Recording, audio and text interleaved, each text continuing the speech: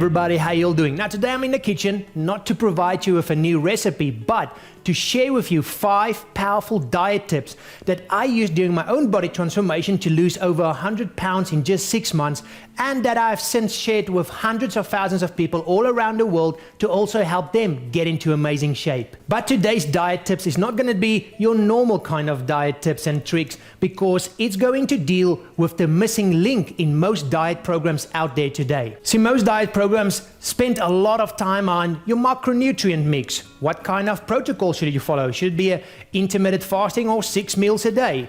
Should you follow a low carb, high fat diet, etc., etc.? All very important things. But if you don't stick to that diet and to all those amazing protocols and macronutrient mix and recipes, they are going to mean nothing. You will get 0 results. And that is why today's tips are actually going to deal with how to stick to your diet. And that's extremely important, and it really is amazing how few diet programs out there talks about this, especially when you consider that the fallout rate for people starting a new eating or diet program is close to 80% in the first 7 days. That means 8 out of 10 people who starts a new program won't make it past the first 7 days. And the reason is pretty simple. The diets they follow are complicated. It doesn't deal with how to stick to a diet, and they get frustrated and they just eventually drop out and stop following that diet. But today I'm going to share 5 tips with you that's going to allow you to stick to your diet long enough so that you can start getting some real results. Now, before we look at the very first thing, I just want to say this. These tips can be used with any diet you're following out there, and some of them might come across really simple and basic, but it is these kind of things that actually makes the difference between you getting results and you're not getting results. So it doesn't matter how simple it looks, and it doesn't matter what diet program you're following right now. If you are struggling to stick with it, then these tips will be able to help you. So the very first tip is to have what I call emergency meals ready. Now, these are meals that doesn't necessarily become part of your main diet. Also, it's normally things that might not be as healthy, but it's still healthier than if you would have had to go and eat some sweets.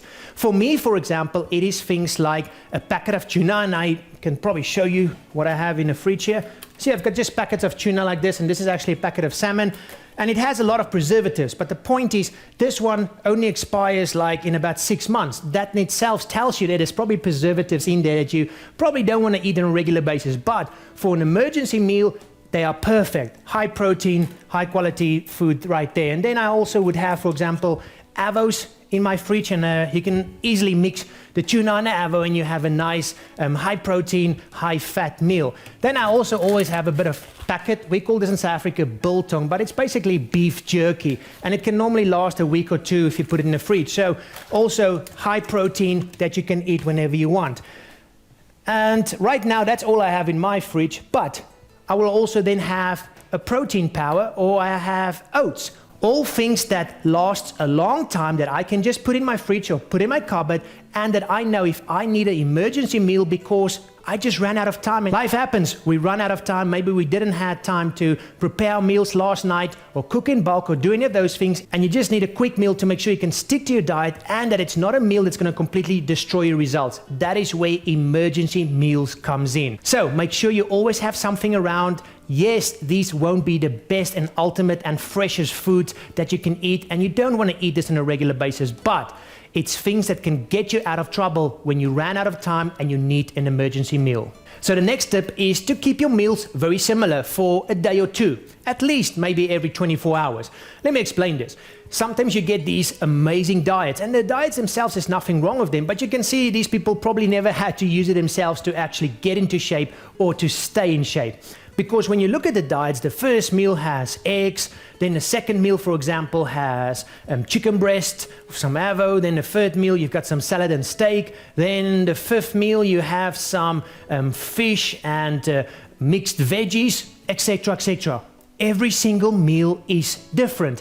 And unless you are very rich and you have your own fitness chef working for you, or you have all the time in the world and all you can do all day is cook, you are going to find it very hard to cook a fresh piece of protein for every single meal. And the fact is, you can't have 5 different types of protein all bulk cooked in your fridge waiting to be used either.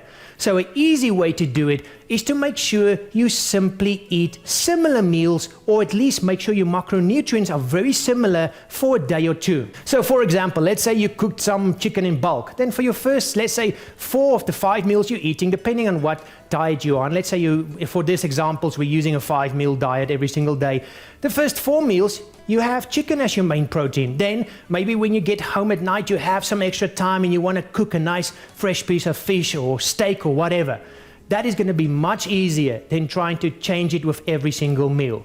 And then you can do the same with fats. Have some avo and just eat avo for your healthy fats for that whole day. Tomorrow you can use some olive oil over your salad, etc., etc. So by keeping your meals very similar for a day or 2, you're going to make it a hell of a lot easier on yourself. But make no mistake, you want to bring in different kinds of proteins, different kinds of fats. That is just good and healthy for you. So over the next day or 2, mix it up again. Or like I say, just make sure the bulk of your meals stays the same. And I'm not saying by this the same boring meal. I just mean keep your protein source similar, for example. But if you have chicken, for example, you can make a chicken salad. You can next make a chicken al greco, which we'll talk about in a second. So every meal can be different, but try and keep those macronutrients the same, because that's going to make it easy on yourself and is going to avoid another hurdle that can make you stop following your diet. The next tip is one I've talked about a lot before, but it's one that's worth mentioning again in this one, and that is cooking in bulk. Now, if you know me, I like to either, on the stove or on the barbecue, just cook a lot of chicken breast or a lot of steak or fish, and then I would keep it in the fridge and I will eat that for the next 2 or 3 days. Now, you've already heard that, and I've spoken about cooking in bulk a lot. So I actually want to talk about something else, because whenever I say you should cook in bulk, I always get people saying, but I don't just want to eat boring chicken breast and broccoli for the next 2 or 3 days. That's not what this is all about. It's about making sure the piece of protein that you need to have cooked, or whatever, it could be the fats, could be the carbs, the thing that you need to cook is already cooked and ready to eat. But, for example, click on this button here and you will see me make a meal called chicken al greco. That is made with already pre-made chicken breast that was cooked. And you will see it's a damn tasty meal. Now the thing is, just because you have chicken breast cooked beforehand doesn't mean you have to just eat boring chicken breast. You can use that chicken in a salad, or like in that meal, chicken al greco, or in anything else you want. It just means that that food is ready to be used, and in about 2-3 minutes you can heat it up and you can use it.